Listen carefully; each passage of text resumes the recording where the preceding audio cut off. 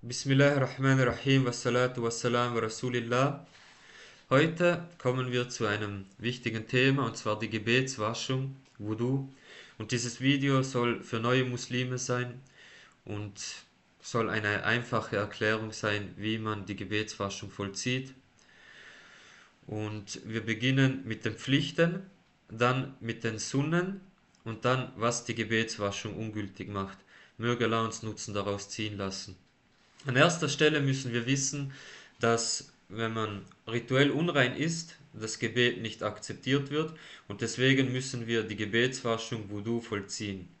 Und man beginnt mit der Absicht im Herz, mit der Absicht zu fassen, dass man nun die Gebetswaschung vollzieht, um danach das Gebet zu verrichten. Und die Säulen und Pflichten der Gebetswaschung sind 6. Erstens das Waschen des Gesichts einschließlich Mund und Nase. Also die Reihenfolge ist so: Man nimmt Wasser und spült seinen Mund aus, und das geschieht Minimum einmal, mindestens einmal. Danach nimmt man Wasser und zieht das Wasser in die Nase, und man kann es ruhig kräftig reinziehen, und dann schneuzt man es mit der linken Hand raus, und dies geschieht Minimum einmal. Danach wäscht man sein Gesicht, und das Gesicht zählt von hier oben bis zu den Ohren bis hier unten. Das gehört alles zum Gesicht, und dies wäscht man Minimum einmal.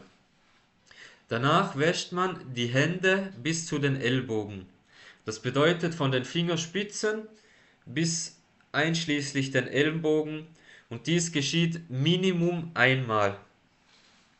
Das Abwischen des Kopfes: Man wischt einmal nach hinten und einmal nach vorne und steckt dann seine Zeigefinger in die Ohren und mit den Daumen die Ohrmuschel. Man macht diese Bewegung.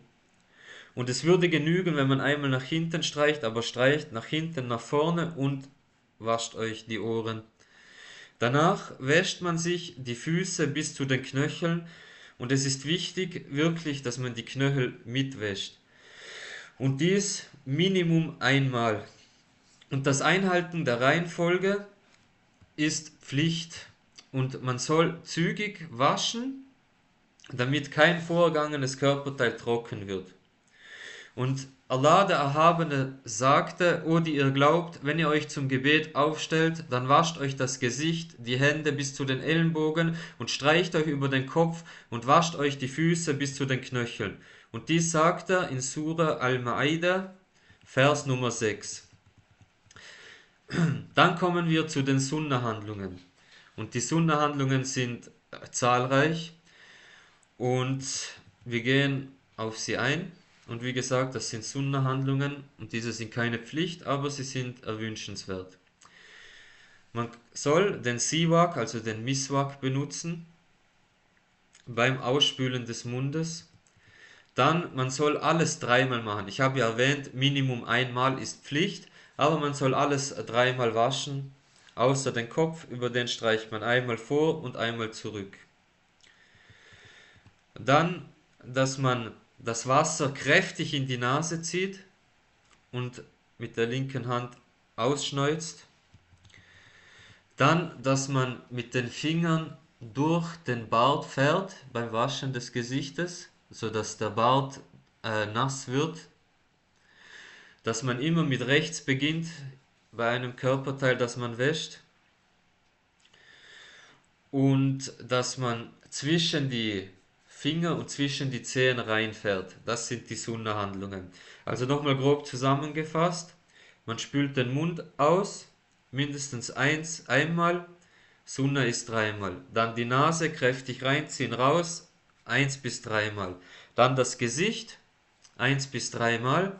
Dann über den Kopf vor und zurück, Finger in die Ohren und diese Bewegung. Und dann die Füße bis zu den Knöcheln, 1 bis 3 Mal. Und nun kommen wir zu den Dingen, die die Gebetswaschung ungültig machen. Und das ist unter anderem alles, was von beiden Körperausgängen heraustritt. Also Urin, Stuhlgang und Luft. Und ausgenommen davon für Frauen ist, und wir müssen über diese Sachen sprechen, man braucht sich da nicht schämen, ist die Luft, die aus dem, ich weiß nicht, ob man das auf TikTok sagen kann, die aus dem Vaginalbereich heraustritt, das macht die Gebetswaschung nicht ungültig. Ähm, Dann das Verschwinden des Verstandes, also wenn man ohnmächtig wird oder wenn man in den Tiefschlaf fällt, wenn man betrunken ist, was sowieso haram ist.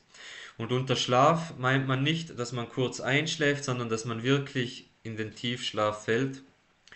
Und das Berühren des Gliedes mit der bloßen Hand, also wenn man mit der nackten Hand sein Glied berührt, dann ist die Gebetswaschung auch ungültig.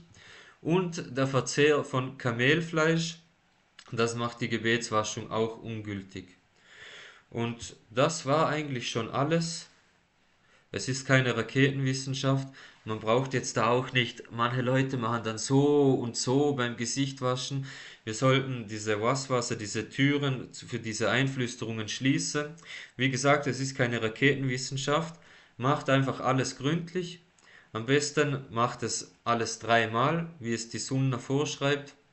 Und dann seid ihr auf der sicheren Seite. Und wenn es noch Fragen gibt, kommentiert gerne. Und möge Allah uns Nutzen daraus ziehen lassen, möge Allah unsere Gebete annehmen und möge Allah euch segnen und lieben. Assalamu alaikum wa rahmatullahi wa barakatuh.